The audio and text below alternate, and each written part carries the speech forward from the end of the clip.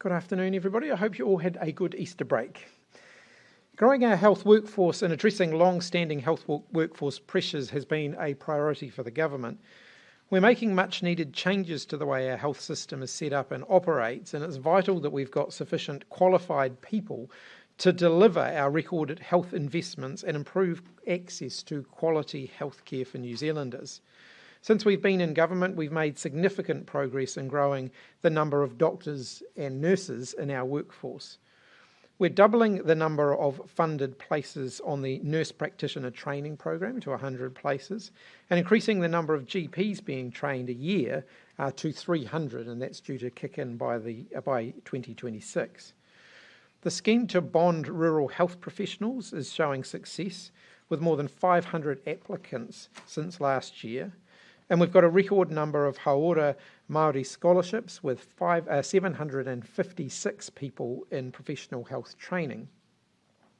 But despite this progress that we've been making and the strong focus that we've had on pay equity and lifting incomes for health workers across the board, we acknowledge more needs to be done, and that does include attracting more skills from overseas. We know that the world is currently facing a global health worker shortage, so it is vital that New Zealand's immigration settings are not seen as an unnecessary barrier to health workers wanting to make a life here in New Zealand. We've been working hard to tip the balance further our way. Last December, the government signalled we would take a wider approach to the green list for the health sector, and since then the Minister of Health has extensively canvassed the views of the sector. The changes I'm announcing today reflect that feedback. Cabinet has agreed to add 32 new health sector roles to the green list. Cabinet's also agreed that 48 green list health roles, including roles already on the green list, will be on the straight to residence pathway. The new roles include enrolled nurses, nurse practitioners, dentists, dental technicians, MRI scanning technologists, optometrists and pharmacists.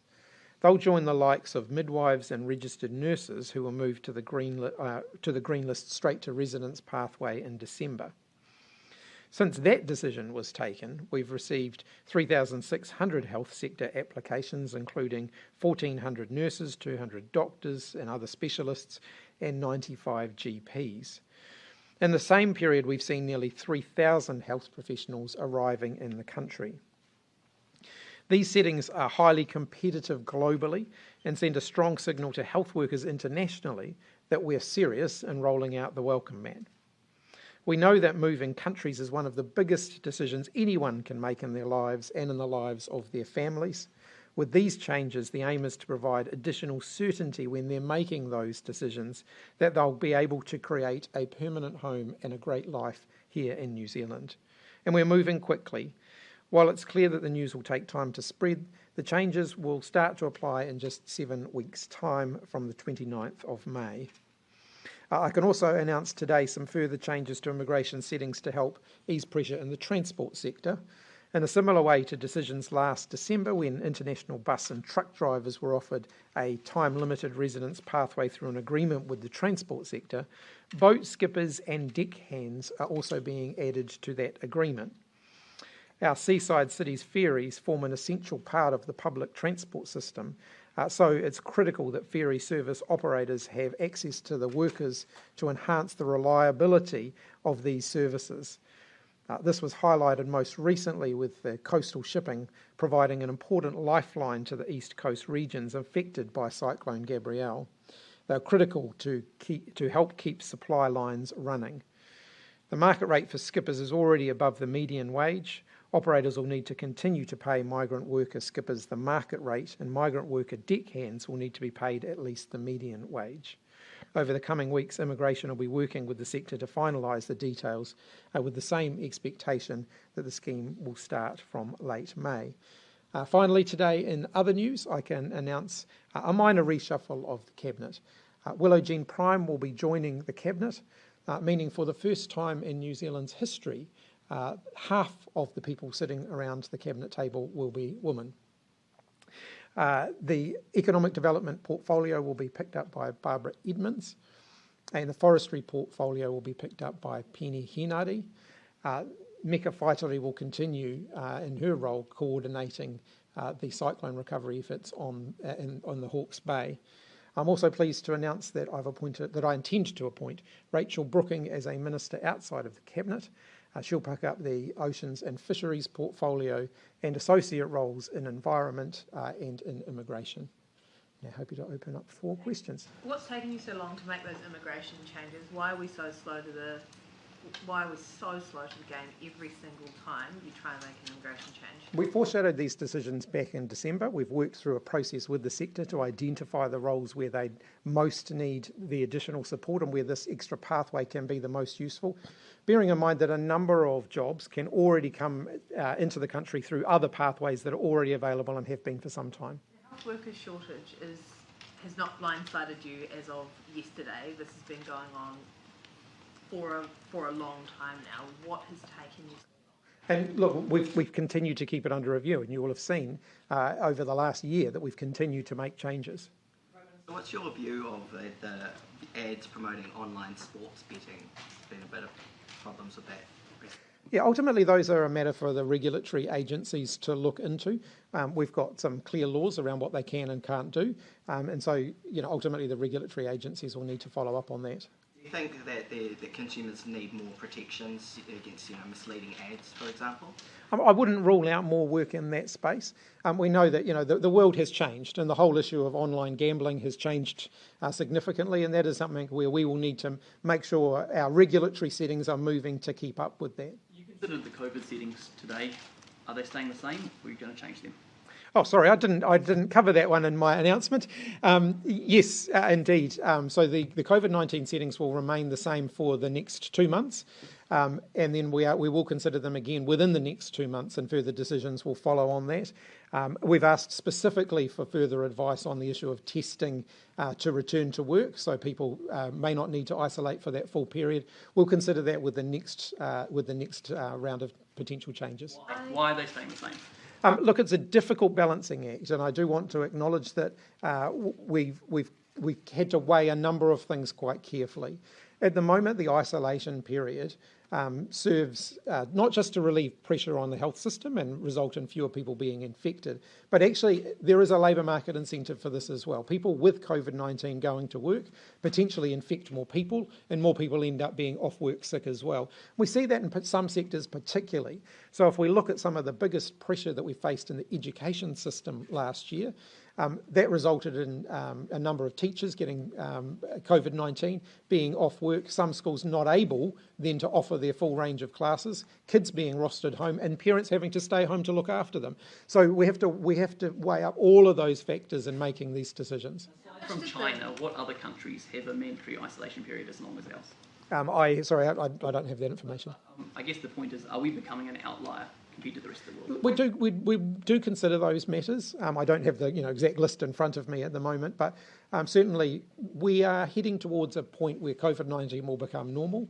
I would expect certainly at the latest by the end of the winter we'll be into that zone. You will have seen us progressively removing COVID-19 restrictions. There are actually only a couple left. One is the mandatory isolation for people who have COVID and the use of face coverings in health settings. Other than that, pretty much all of the other restrictions have gone now, and that's happened over a period of time. We are kind of moving to that era where COVID-19 will just be another one of those things that the health system manages. I'll come to that. Does that mean no mandatory isolation period after winter? We consider it on a rolling basis, but certainly my expectation is that we will reach the point where there isn't a mandatory isolation period. Another matter, have you been invited to and will you go to a NATO meeting in Lithuania, I believe it is, in July? I have been invited. I haven't made a decision on that yet. I am, as I've indicated a couple of times before, there have been a number of international commitments or international invitations, international opportunities that I am weighing up at the moment. I hope within the next week to be able to announce a travel program. As I've indicated, it's a big year domestically in New Zealand, including the fact that there's another event here in October that I have an interest in. And so my international travel program won't be massive, And so I'm just working my way through that to make sure we get the balance right, because I also did indicate that there are some strategically important things for New Zealand trade. And we've got 2 reasonably significant trade agreements where we're aiming to get them over the final hurdles this year. And so that's something that we weigh up in that. And I should be able to, in the next week or so, provide more details on that. Why is it important that New Zealand draw closer to NATO at this time? Look, I think we have to acknowledge that NATO plays a very important role in world security. We remain, as I've always said, independent in our foreign policy, and that will continue to be the case. But we'll continue to work with like-minded countries. If you look at the situation in Ukraine, for example, we have a lot in common with members of NATO when it comes to our position on that particular conflict. Will there be more contribution to NATO efforts in the Ukraine war, particularly in light of the expected spring offensive? Yeah, look, I'm not announcing anything today, but New Zealand remains very supportive of Ukraine. We still believe and continue to believe that the war is unjust. It's an illegal invasion, and we continue to maintain the position that Russia should withdraw its aggression. We'll continue to support Ukraine. I haven't got any specific announcements on that today, though. Just going back to COVID, is education, because obviously you've used that example every time you've been asked about the changes, the school example. Is education the motivation for you not to make any changes at the moment? Because basically you're concerned about the disruption that has been caused over the last however many years now to children's learning. That is the main motivation for you not wanting to loosen up? No, it's not. I mean, I guess it was sort of a preemptive answer to a number of questions, which is if you're keeping all these restrictions in place, what about the labour market considerations? And, I would like to acknowledge that goes both ways. The risk of a measles outbreak, is that factored into your decision making? The COVID-19 rules require us to consider COVID-19, and that's what we've done. How much did the dilapidated state of our health system weigh into that decision? And has your government done enough to actually build up the health system so that it's ready to deal with winter flu seasons and COVID seasons as just run-of-the-mill stuff? Pressure on the health system is absolutely a factor that we consider in making decisions around COVID-19. It always has been. But we will have to get to the point where the health system will need to be able to cope with COVID-19 as part of every other illness that the health system copes with. Sean? Why are we not here already? What have you done?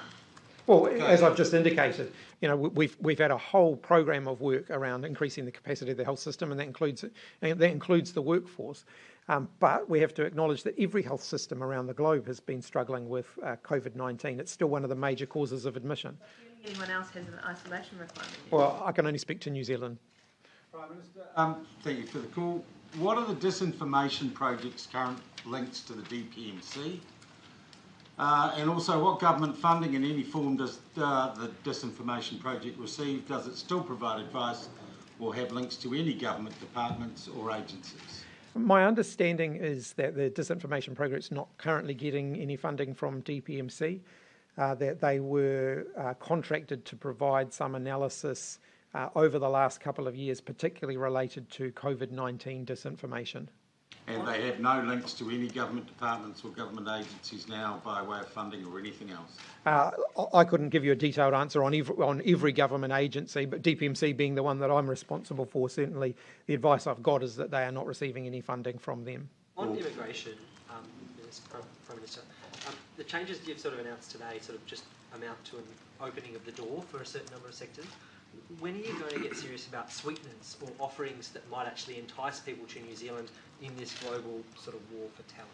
Yeah, I mean, ultimately, the government will continue to work with the health sector, the biggest provider being Te Whatu Ora, to look at how we can make sure we're encouraging people to come to New Zealand. As you've just seen through the numbers that I went through, though, there is a strong interest in moving to New Zealand.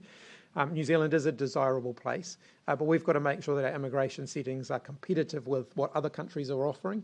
This certainly makes us very competitive in terms of the immigration pathway, and then we'll continue to work with health providers around how they make sure that they're providing attractive offerings to people to want to come here. Did Cabinet consider any revenue raising? Did Cabinet consider any revenue measures today as part of its budget deliberations?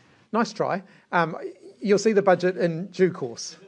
Are revenue changes still on the table as part of the budget? You alluded earlier in the year to the fact they were. It's also a very admirable try. I'm not going to announce any of the details of the budget today. Are you still committed to the RMA legislative timetable, getting both pieces of legislation halfway at the end of the year? The criticism that emerged in the last couple of weeks hasn't caused you to waver from that? No, well, the government is still intending to progress those, yeah. In an interview with the Herald, I think with Michael Nielsen, Julie Jackson said that you've been meeting with the Maori Party or have had some exploratory talks with them. Can you just elaborate on what that's about? Is that just a welcome to my Prime Ministership? Are you talking more about politics? Yeah, they asked to meet with me not long after I became Prime Minister. I've worked with both of them previously and I've had a good working relationship with both of them in my previous role. It was largely a kind of a meet and greet and an acknowledgement of the fact that we can work together in this term of Parliament. They've asked to sort of be kept informed of legislative developments, particularly in the Māori space, and I've indicated that we're happy to do that. It didn't go beyond this term of Parliament, of course. That's a matter for a general, post-election. About running dead in electorates or anything like that? No, we didn't discuss anything of that nature. Waters reforms, will the 4-entity model become a 10-entity model? You can expect to have some further announcements on that imminently. I'm not making those announcements today. It's been determined, has it? What the shape of it? As I've indicated, you can expect some announcements shortly.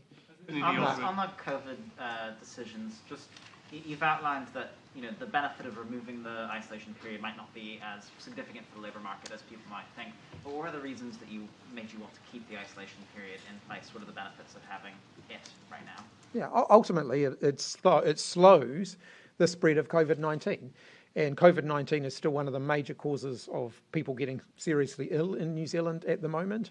And so slowing that and resulting in having fewer people getting seriously ill is still the objective. And then you spoke about after winter, hopefully the health system being able to manage COVID as a normal disease. Do you think the health system will be dramatically better prepared in 6 months' time than it is right now? It's an ongoing process. The health system's better prepared now than it was 3 years ago, and it will continue to improve. Is the health system better now than it was 3 years ago? Yes, I believe that it is. And actually, one of the things that's made a massive difference is the advance of science. Vaccination has played a significant role in the way we've been able to combat COVID-19. People waiting in ambulances for attention in emergency clinics. There are 12-hour wait times at emergency departments. How is the health system better now?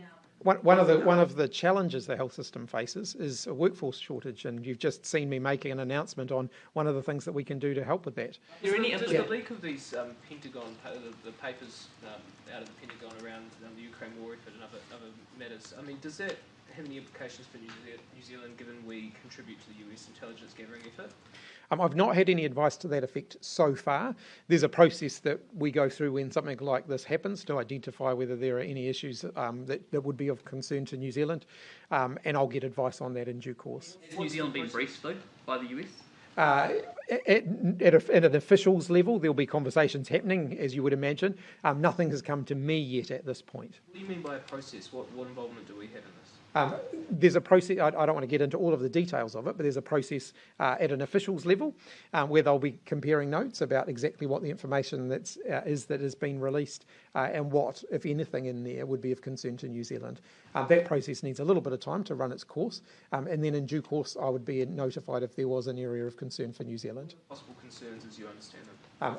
As I've indicated, I'm not going to speculate on that. Sorry. Just back on your comments to Julian Wilcox in relation to Three Waters, and you made mention of the fact that Nanaia Mahuta had been left to kind of carry that load and had copped a lot of flack as a result because the government hadn't been behind her. Are you concerned that that is going to continue with whatever the next steps are, and you need to wrap full government ministerial support in terms of the messaging around Kieran McAnulty as well, or do you think it was just specific and personal to Nanaia? I think it's a combination of both. So I think you will see the government will be more, taking more of a team approach to communicating what we are doing around the future of water infrastructure. In terms of Nanaia Mahuta, I think there were some very unfortunate elements of personalisation in that Nanaia ended up having to deal with largely by herself. I think we probably should have provided more support to her through that, if we're reflecting critically on that. I've made that observation to her as well. I think it was really unfortunate that she ended up copping the level of disgusting abuse that she did during that period.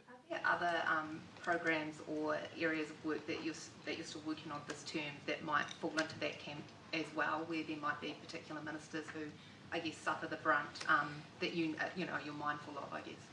I think, the observation here is that all of the decisions we make as a government are collective decisions. That's the nature of a cabinet system of government, and so we all need to make sure that we are supporting one another. And I think that probably we didn't support Nanaia Mahuta as much as we should have on the conversation around water infrastructure. We'll read that as a criticism of Jacinda Ardern's leadership. No, it's not. No, it isn't. How is it It's a collective reflection. Why would we no longer call it the Three Waters reforms? Because fundamentally it's about water infrastructure, and it's about making sure that we're dealing with the country's water infrastructure deficit. Let's call it what it is. It's about making sure we have affordable water infrastructure improvements. There is a massive bill coming down the pipeline, if you'll excuse the pun, in terms of upgrading our water infrastructure. That's what these reforms are about. Three Waters reforms for years. I mean, it's all over the DIA website. Like, why change your name now? Because I think it's a term that's become somewhat confused. So Three Waters is no longer. Water infrastructure is what we're talking about. Affordable water infrastructure reform. What do you make of Emmanuel Macron's remarks regarding keeping Europe's nose out of any conflict over Taiwan? Ultimately, that's a decision for them. I'm not going to provide an ongoing commentary on comments that other leaders make on other countries. Your Defence Minister Andrew Little's talked about France's renewed interest in the Indo-Pacific. Now it appears that the French president wants to stay out of the Indo-Pacific. They seem to be quite changeable on that issue. Would you like them in or out? I think New Zealand has a very strong interest in the Indo-Pacific, and we welcome open dialogue with other like-minded countries. We work closely on a range of international issues with France, and I'm sure we'll continue to do so, and with the European Union, more broadly with the European Union. When do you anticipate coming to a decision one way or the other on AUKUS Pillar 2? There's a process that we'll need to go through in the event that we need to do that, to have those conversations. We haven't done that. Changing the name it's speculative at this point. Other than changing the name or effectively rebranding Three Waters to something else, is there substantive change in that policy?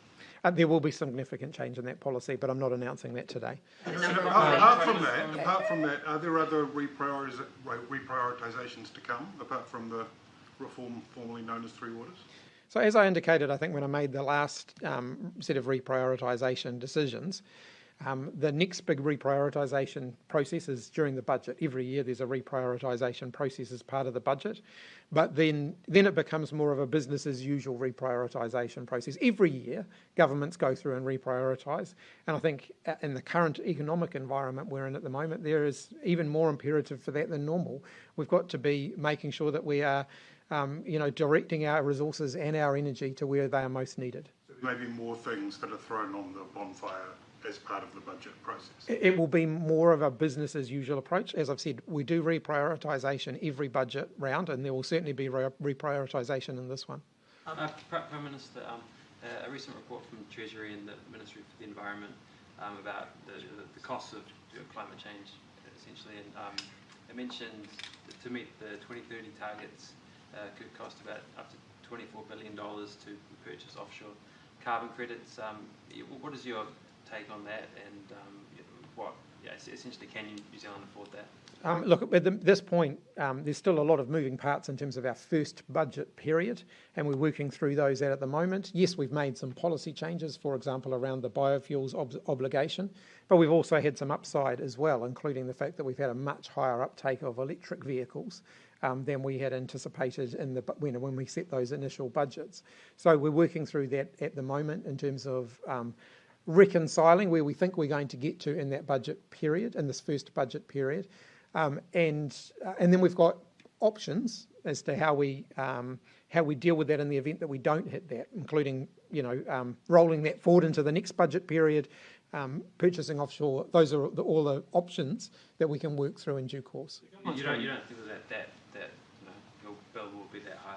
Well, as I've indicated, there are some other things that at the moment aren't considered in that analysis, including the fact that we've got other things. Yes, we've done some things that, biofuels being the main one, that has had an impact on the budget, but there are also some upside things as well, including faster uptake of EV and so on. What is the significance of a 50-50 gender split in Cabinet? I think it means that we're more closely representing the population. Is it disappointing it's taken this long? I think it's a good milestone to achieve. We achieved 50-50 representation in Parliament in this parliamentary term. I think that's a very welcome thing, and now we have that around the Cabinet table as well. And in fact, overall, there are more women in the executive than there are men, if you count the ministers outside of Cabinet as well. Just to further that point, why did you pick Willow Jean to come into Cabinet? What skills does she bring in your eyes? If you look at the portfolios that Willow Jean currently holds, including relatively hefty health delegations, being the Minister of Conservation, it was a combination of her skills as a person and the portfolios that she currently holds.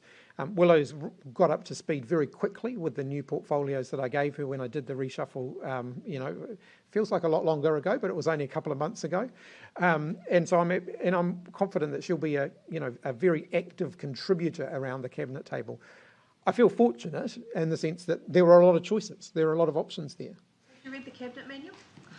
I'm confident that all ministers are making themselves well familiar with the requirements of the Cabinet manual. What's the gender balance part of your consideration in choosing, around the reshuffle?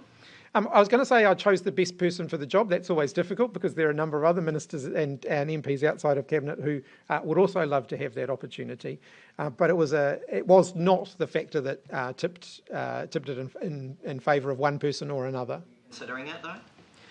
Clearly, I think it's nice to have a Cabinet balance that reflects the population. How concerned is New Zealand about the latest Chinese military drills around Taiwanese territory, and what can be done to de-escalate the situation? We are concerned about escalating tensions in the Strait, and we continue to maintain the position that we would prefer that there was a diplomatic solution to those escalating tensions. Can New Zealand play any role in that? Is it something you're looking at? I guess I would say, if there's a role that we can play diplomatically, then that's something that, New Zealand will always do its part diplomatically, but ultimately that's the course of action that we would prefer to see happen. Last couple of questions. Yes, Jim. Oh, sorry, yeah. You spoke this morning about some of the environmental climate change policies coming in 9 months. Does that mean it's going to be introduced to Parliament after the election? Sorry, what was your question? On the climate adaptation bill, you were talking about some of the policies this morning on breakfast coming in 9 months, or being introduced within 9 months. Sorry, I don't recall. I'm not sure. I don't recall the particular comment that I might have made in that regard. It was on the climate adaptation bill. When would you like that to be introduced to Parliament? Look, I haven't got a specific date on that. I think the 9 months that I was referring to this morning was the length of time it took between the September earthquakes in Canterbury and the first red zoning decisions. So that was a 9-month period. Obviously, if we can make decisions around what happens with land use following the cyclone in a faster timetable than that, then we'll seek to do that. I guess what I was wanting to do is illustrate that these are not overnight processes, that it will take some time to work through those options. What do you say to people, probably particularly business owners, that are frustrated that you've kept the 7-day isolation rule, and what kind of certainty can you give them heading into the future of when that will no longer be the case, when they can start staffing without factoring in a 7-day isolation rule? We keep this under regular review. As I've indicated, we'll be reviewing it again within 2 months, so they can certainly expect to hear more from us during that time period. All right, thanks everybody.